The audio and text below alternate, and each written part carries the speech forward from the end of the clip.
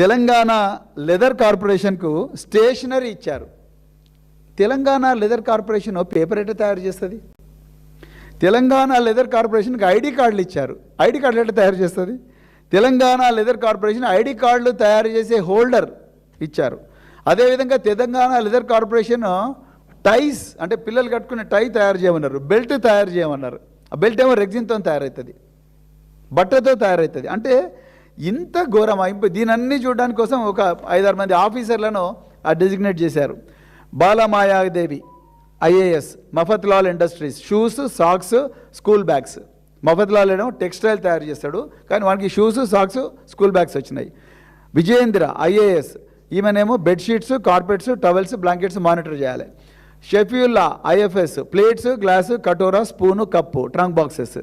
ఇక నవీన్ నికులాసు, తర్వాత Santosh IAS, Mallaiah Bhattu uniform cloth, తర్వాత Seethalakshmi IAS stationery, ID card, holder, tie, belt.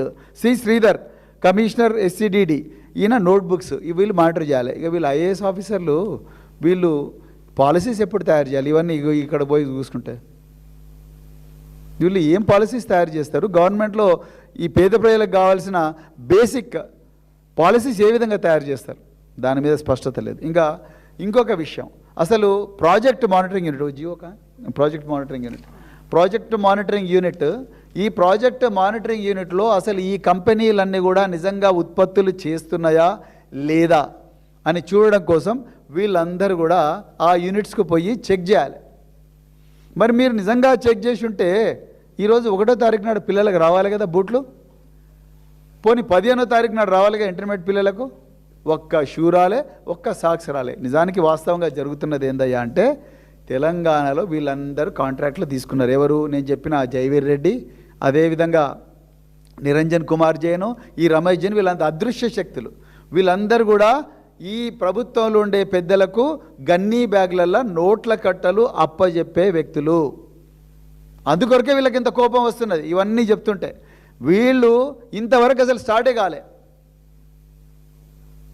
వీళ్ళు ఇప్పుడు ఏం చేస్తున్నారు? ఇక చూడు, మాకు పర్చేజ్ ఆర్డర్స్ వచ్చినాయి, మా దగ్గర ఆర్డర్స్ ఉన్నాయి, గవర్నమెంట్ ఆర్డర్లు ఇచ్చింది, ఇప్పుడు డబ్బులు తీసుకురండి, మీకు సబ్ కాంట్రాక్ట్ ఇస్తాం, ఇగో మాకు కమిషన్ ఇవ్వండి, మేము పైన కమిషన్ ఇచ్చేది ఉన్నది, ఇప్పుడు మీకు సబ్ కాంట్రాక్ట్ ఇస్తామని చెప్పి మొత్తం రోడ్డు మీద పట్టుకొని తిరుగుతూ ఉన్నారు. చివరికి ఇందులో నష్టపోయింది ఎవరు? తెలంగాణ బిడ్డలు, తెలంగాణ విద్యార్థులు, తెలంగాణ పారిశ్రామికవేత్తలు. తెలంగాణలో ప్రభుత్వ ఉద్యోగాలు మాత్రమే కాదు, మా కష్టార్జితంతో మేము ఇండస్ట్రీస్ పెట్టుకొని తెలంగాణలో ఒక మంచిగా పని చేసుకుందాం, మా ఆత్మగౌరవంతో బతుకుదాం అనే వ్యక్తులు ఎవరైతే ఉన్నారో వాళ్ళందరూ ఈరోజు నష్టపోతూ ఉన్నారు. అందుకొరకే మేము మళ్ళీ చెప్తున్నాం, లక్ష్మణ్ కుమార్ గారు, అజరుద్దీన్ గారు, అదేవిధంగా పొన్నం ప్రభాకర్ గారు, దయచేసి మీరు మేము డేట్ కూడా ఇచ్చినాం, ప్లేస్ కూడా ఇచ్చినాం, దయచేసి మీరు ఆధారాలతో రండి, మేము కూడా ఆధారాలతో వస్తాం. మీరు చేవెళ్లలో ఏం చెప్పారు? కామారెడ్డిలో బీసీల కోసం ఏం చెప్పారు? చేవెళ్లలో ఎస్సీ ఎస్టీల కోసం ఏం చెప్పారు? మైనారిటీల కోసం 4,000 కోట్ల సప్లాన్ తీసుకొస్తామన్నారు. ఆ సప్లాన్ ప్రకారం ఎంతమందికి కాంట్రాక్ట్లు ఇచ్చారు? ఇవన్నీ కూడా దయచేసి మీరు తీసుకురావాలి. అదేవిధంగా ట్రంక్ బాక్స్, ఈ చింతామణి అంటే ఈ డ్రగ్స్ సప్లై చేసే చింతామణి గాడికి ఇంత ప్రేమ ఎందుకో నాకు ప్రభుత్వానికి అర్థం కాదు. ఈ డ్రగ్ సప్లై చేసే చింతామణికి ఇప్పుడు ట్రంక్ బాక్స్ టెండర్ ఇచ్చిండు. నిజానికి చెప్పాలంటే ట్రంక్ బాక్స్లో అతను క్వాలిఫై అయ్యాడు, కానీ అతన్ని దొడ్డిదారిన అతను పోయి నాకు ఈ స్పెసిఫికేషన్ సరిపోతలేవంటే రాత్రి సెక్రటరియట్లో కూర్చున్న ఉన్నతాధికారి ఒక ఆయన మొత్తం కూడా స్పెసిఫికేషన్ చేంజ్ చేసి ఆయనకే వచ్చేటట్టుగా చూశారు. నేను అధికారులందరికీ మళ్ళొకసారి చేతులు జోడించి నమస్కరించి వినమ్రంగా చెప్తున్నా, నేను మీ జీవితాలను నాశనం చేసుకోకండి. బ్రదర్స్ అండ్ సిస్టర్స్, రేపు రేవంత్ రెడ్డి ఉండడు, రేపు ఈ ప్రభుత్వం ఉండదు, రేపు భారత రాష్ట్ర సమితి ప్రభుత్వం రాబోతున్నది. ఈ ఫైల్స్ అన్నిటి మీద కూడా డెఫినెట్గా పరిశోధన జరుగుతుంది.